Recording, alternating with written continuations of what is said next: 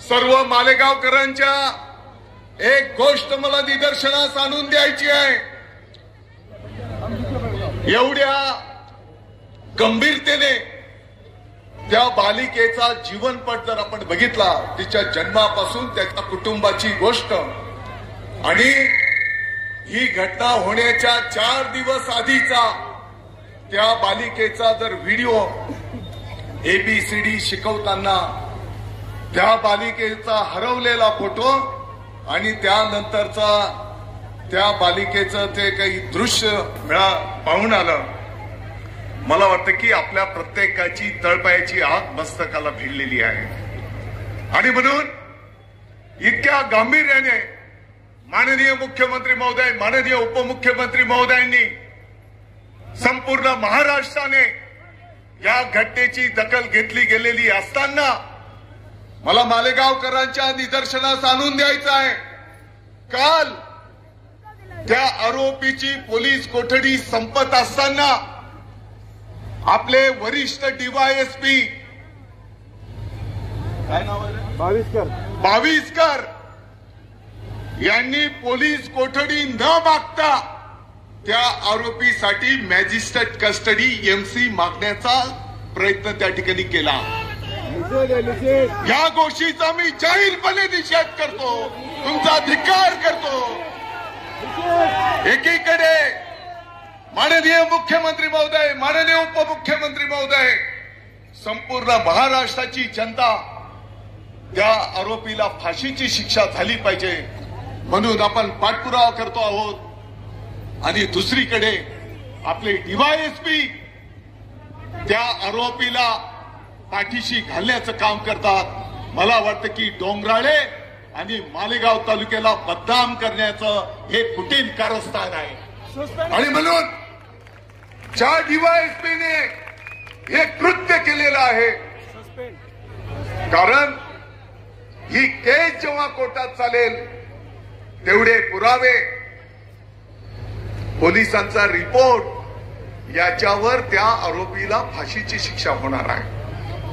माननीय मुख्यमंत्री महोदयांनी fast track court, वरिष्ठ वकील तज्ञ देण्याचा निर्णय केला, आणि कोणाच्या सांगण्यावरून तो DYSP त्या ठिकाणी स्वतःहून कोर्टाच्या समोर मॅजिस्ट्रेट कस्टडी मागतो, म्हणजे तो आरोपी मॅजिस्ट्रेट कस्टडीत जाईल आणि पुढच्या टप्प्यामध्ये त्याला जामीन मागण्याचा अधिकार प्राप्त होईल। आणि म्हणून या गोष्टीचा मी निषेध करतो। मालेगावचे आपले सर्व वकील महोदय कोर्टामध्ये उपस्थित झाले।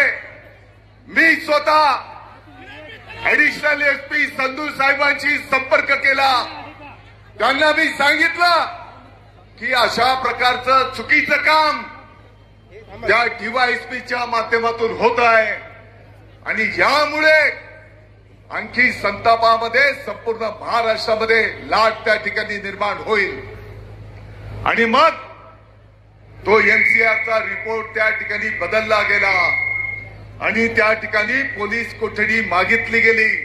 मी सर्व वकील महोदयांचा आभार व्यक्त करतो, माननीय न्यायदेवतेचा आभार व्यक्त करतो की त्यांनी 8 दिवस त्या नराधमाला पोलीस कोठडी दिलेली आहे।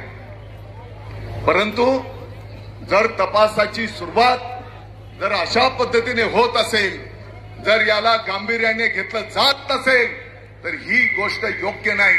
आणि म्हणून येणाऱ्या 2 दिवसामध्ये आजच मी माननीय मुख्यमंत्री महोदयांना त्या DYSP बाविस्करकडनं हा पदभार काढून घेतला जावा आणि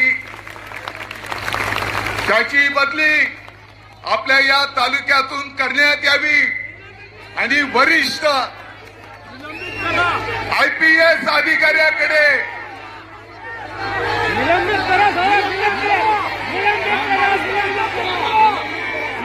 संपूर्ण मालेगावकरांच्या भावना आहेत की त्याला निलंबित केलं पाहिजे।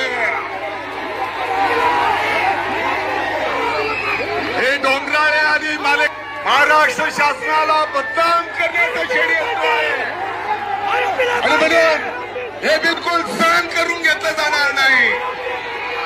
या अधिकाऱ्याला निलंबित केलं पाहिजे अशा प्रकारची मागणी आम्ही माननीय मुख्यमंत्री महोदय यांच्याकडे